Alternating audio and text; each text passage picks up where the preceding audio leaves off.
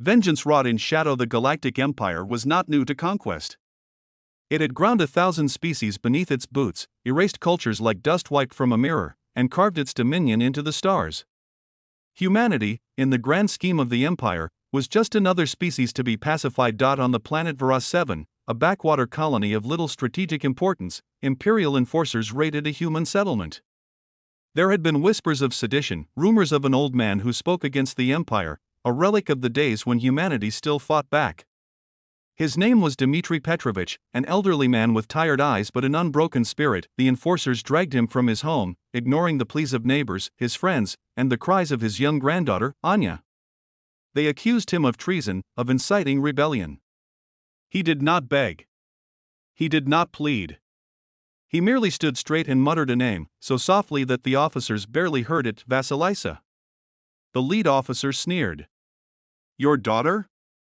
Will she weep for you when we scatter your ashes?" Dmitry only smiled.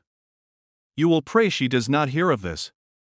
And so, under the cold Varashan sun, they executed him. The whisper of death. It was only later that the empire realized their mistake. The name Vasilisa Petrovna was no ordinary one. Among humans, she was a myth, a ghost of the battlefield, a nightmare whispered in the dark. To the empire, she was a terrorist, an assassin, a force of nature cloaked in flesh. To the galaxy's underworld, she was known by another name. Baba Yaga. She had vanished years ago, slipping into obscurity, her war against the empire seemingly over. But now, the empire had done something unforgivable. They had taken her father, and Vasilisa Petrovna did not forgive. The hunt begins 3 weeks after Dmitry's execution. An imperial governor was found hanging upside down from a spire in the capital of Zerath Prime, his throat slit so cleanly that the wound barely bled. 2 weeks later, a weapons factory on Chorus 9 exploded, killing 5 high-ranking officers. The security footage showed nothing except for a single shadow moving against the walls, faster than humanly possible. A week after that, a prisoner transport ship vanished in the void. When Imperial forces found it drifting near a dying star, every officer aboard had been skinned and left hanging from the ceiling like grotesque banners. The only survivor, a low-ranking soldier, was found muttering a single phrase over and over again: "Baba Yaga is coming." The Empire strikes back. The Empire did not take threats lightly. A bounty was placed. 10 million credits for her head. 50 million for her. Alive assassins, bounty hunters, and mercenaries flooded the systems, hunting for the shadow that was Vasilisa Petrovna. They found nothing. Entire fleets were mobilized. Cities locked down. Security patrols tripled. And yet, the deaths continued. A general suffocated in his chambers, his oxygen mysteriously vented into space. An admiral was found impaled upon his own ceremonial sword. A warlord's family was buried alive beneath the ruins of their palace. Fear spread. The soldiers who had executed Dmitry Petrovich, those who had dragged him from his home, were found one by one. Some with their throats cut. Some poisoned. Some simply vanished, until only one remained. The last man standing, Lieutenant Rendell Krivak, had been there that day on Varas 7. He had held Dmitry by the shoulder, forced him to his knees, and watched the old man die. Now, he was alone in a secured station, deep in Imperial space. Guards patrolled every hall. No one was allowed in or out without clearance. It didn't matter. One by one, the guards disappeared. No alarms were raised. No sounds were heard. Krivak only realized something was wrong when his personal bodyguards failed to answer their comms. Then the lights flickered, and she stepped into the room of Vasilisa Petrovna. Was not a large woman. She was slender, almost ghost-like, wrapped in a dark combat suit. Her eyes, cold, predatory, bore into Krivak with the weight of death itself. He fumbled for his weapon. Too slow. A knife buried itself in his wrist, pinning him to the wall. He screamed. "Do you remember his name?" she whispered. Krivak gasped, pain blinding him. What? My father." Her voice was ice. "Say his name." Krivak whimpered. He could see it now. His death. "I don't want to die, Dmitry," he sobbed. "Dmitry Petrovich." Vasilisa smiled, and for the first time in his life, Krivak knew true terror. "Good," she said, pressing the blade to his throat. "Now, he will be remembered." The last thing he felt was steel slicing into his flesh. The Empire remembers. The killings did not stop. The Galactic Empire, vast and merciless, had faced many enemies, but Baba Yaga was not an enemy. She was a reckoning, and she would not stop until the empire itself bled. The Galactic Empire killed an old man, not knowing his daughter was the Baba Yaga. Prologue. The Galactic Empire had many enemies, but none were as terrifying as the ghost stories whispered in the dark corners of the universe. Soldiers told tales of a shadow that moved between stars, a monster in human form that struck without warning.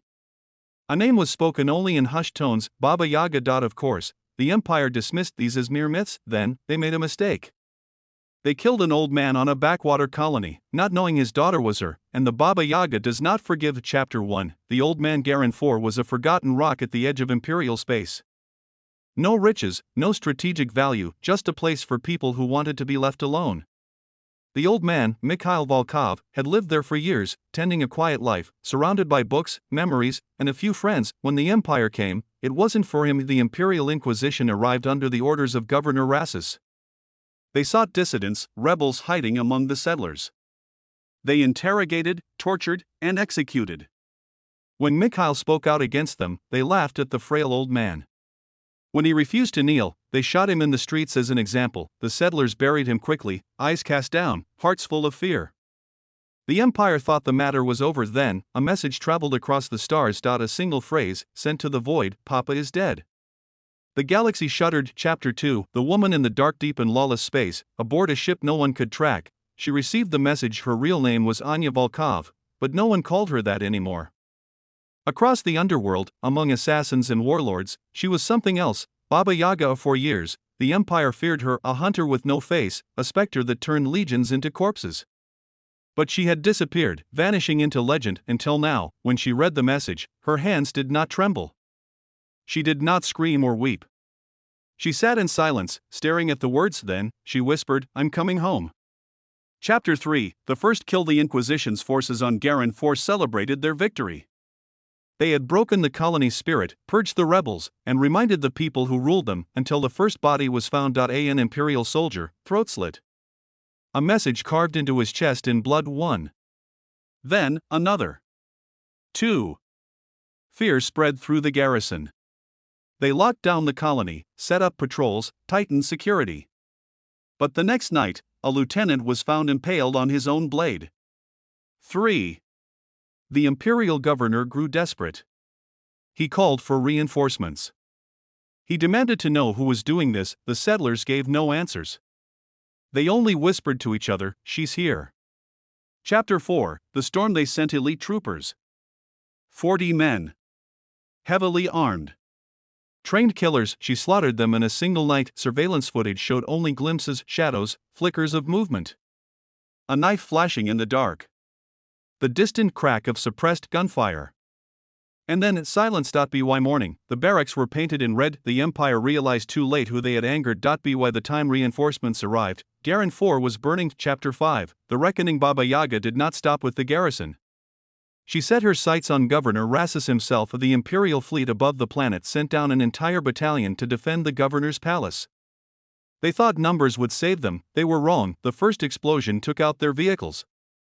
The second killed their command center. Then, the real nightmare began. She came for them. One by one, they fell silent deaths in the dark. Screams echoed through the halls. Shadows danced in the firelight. The last surviving officer, trembling, whispered into his communicator, "Send help. Please. We are not fighting a person. We are fighting a demon." And then she found Rassus, the once proud governor, now a coward begging for his life, sobbed as she pressed a knife to his throat.